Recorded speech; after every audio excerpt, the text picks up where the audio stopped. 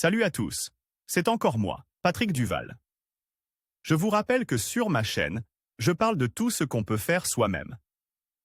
Abonnez-vous si vous aimez bricoler, il y aura plein de choses intéressantes. Et maintenant, passons directement au sujet de cette vidéo. Pour cuisiner à l'extérieur, vous pouvez fabriquer un poêle à bois portable.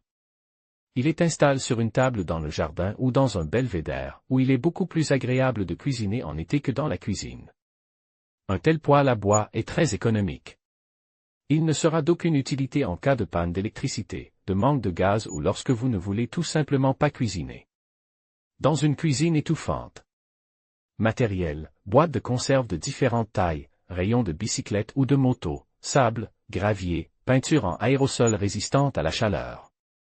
Le processus de fabrication d'un poêle à bois. Le corps du poêle sera à double paroi. Pour sa fabrication, il est nécessaire de se procurer un bidon de peinture avec une anse de seau d'un volume de 3,6 litres, ainsi qu'un bidon de solvant de 0,9 litres.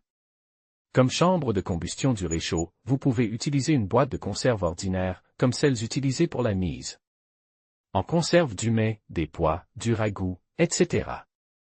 Il est nécessaire de découper un trou latéral dans une grande boîte de conserve en fonction de la taille de la circonférence de la boîte de conserve. Il est nécessaire de découper un trou latéral dans une grande boîte de conserve en fonction de la taille de la circonférence de la boîte de conserve. Le même trou est ensuite pratique dans le bocal de 0,9 litres. Il est important que les trous soient alignés lorsque l'on place le bocal du milieu dans le plus grand. Les bocaux en fer blanc et les bocaux à solvant sont rôles avec des couvercles. Pour les retirer, il faut découper le métal rôle à l'extrémité. Le fond du petit pot est également ciselé. Il devrait s'agir d'un tuyau. Il faut ensuite débarrasser la grande boîte de la peinture séchée qui y adhérait.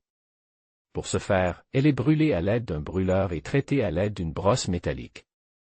Ensuite, toutes les boîtes sont peintes avec de la peinture en aérosol résistante à la chaleur.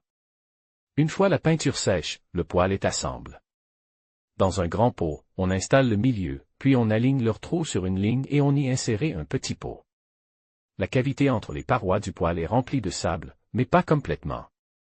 Le sable et tasse et 3 rayons y sont insérés, sur lesquels les woks, les casseroles et les poêles seront placés à l'avenir. Le tout est ennobli avec du gravier. La touche finale sera la fabrication des grilles. Pour ce faire, il faut couper des rayons ou du fil de fer et poser les sections sur les parois de la petite boîte. Ils sont installés dans l'espacement, grâce auquel ils sont maintenus. De fines branches ou des copeaux de bois sont préparés pour l'allumage du poêle.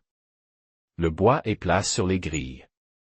On allume ensuite du papier et on le place sous les grilles. De cette manière, le poêle s'allume très rapidement.